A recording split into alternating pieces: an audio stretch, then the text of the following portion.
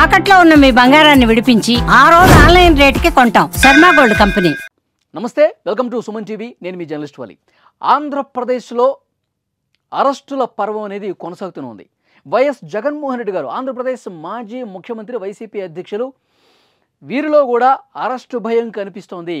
ఆయన యలహంక ప్యాలెస్లో బెంగళూరులో దీని మీదే సీరియస్గా చర్చలు జరుపుతున్నారట.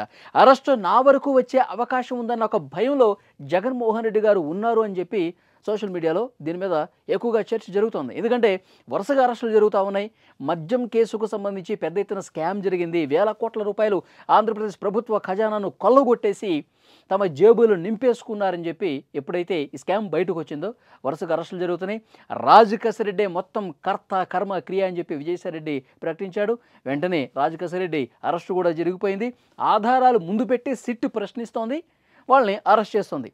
తర్వాత సజ్జల శ్రీధర్ రెడ్డి కావచ్చు, బూనేటి చాణక్య కావచ్చు, ఇట్లా వీళ్ళందరూ కూడా అరెస్ట్ అయ్యారు.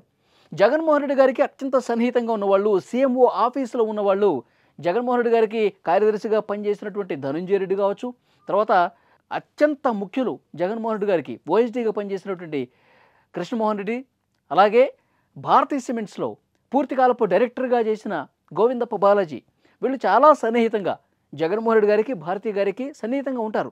అంటే ఆంధ్రప్రదేశ్ ప్రభుత్వ హయాంలో జరిగినటువంటి అన్ని విషయాలకు సంబంధించి సమగ్రమైనటువంటి సమాచారం, ఏం స్కామ్ జరిగింది, ఎట్లా జరిగింది, ఆ స్కామ్ రూపొందించడం ఏంటి, అంతిమంగా డబ్బులు ఎవరికి వెళ్ళినాయి, ఏ అకౌంట్కి తరలించారు, అన్నీ కూడా వీళ్ళందరికీ బాగా తెలుసు అనమాట. అందుకే వీళ్ళు అరెస్ట్ ఎక్కడైపోతామని చెప్పి ముందుగానే హైకోర్టుకి, సుప్రీంకోర్టుకి వెళ్ళారు. ముందస్తు బెయిల్ ఇవ్వాలని అన్నారు. కానీ సుప్రీంకోర్టు కాదు, హైకోర్టు కాదు, ఏ కోర్టు అయినా సరే ఆధారాలు కనిపిస్తున్నాయి, ప్రాథమిక సమాచారం కనిపిస్తుంది, స్కామ్ జరిగిందని చెప్పి చాలా క్లియర్గా ఇక్కడ డీటెయిల్స్ కనిపిస్తున్నాయి, మీకు ముందస్తు బెయిల్ ఇవ్వలేమని చెప్పి చాలా కరాఖండిగా సుప్రీంకోర్టు కూడా చెప్పిన పరిస్థితి మనం చూసాం. వెంటనే ఇక విచారణకు హాజరు కాక తప్పలేదు. విచారణకు హాజరయ్యారు. ఆధారాలు ముందు పెట్టి ప్రశ్నిస్తే అరెస్ట్ జరిగిపోయింది. ఇక అందరు అరెస్టులు జరిగిపోతున్నాయి. ఇక మిగిలింది నేనే, నా అరెస్టే జరగబోతోంది.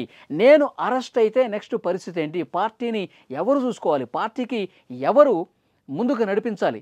సజ్జల రామకృష్ణారెడ్డితో ఆల్రెడీ చర్చలు జరిగిపోయినాయంట. నేను అరెస్ట్ అయితే గనక భారతీ గారిని రంగంలోకి దించి పొలిటికల్గా యాక్టివ్ చేసి రాష్ట్రం మొత్తం నిరసన కార్యక్రమాలు చేయండి. సో ఇవన్నీ కూడా సోషల్ మీడియాలో గుప్పమంటున్నాయి వార్తలు. అరెస్టు జరిగే అవకాశం ఉందని చెప్పి పెద్ద ఎత్తున చర్చ జరుగుతోంది. నిజంగా అరెస్టు జరిగితే పరిణామాలు ఏ విధంగా ఉంటాయి, నిజంగా ఆంధ్రప్రదేశ్లో పెద్ద ఎత్తున మద్యం కుంభకోణం జరిగిందని చెప్పి మీరేమైనా భావిస్తున్నారా? కామెంట్ రూపంలో తెలియజేయండి. Thank you very much.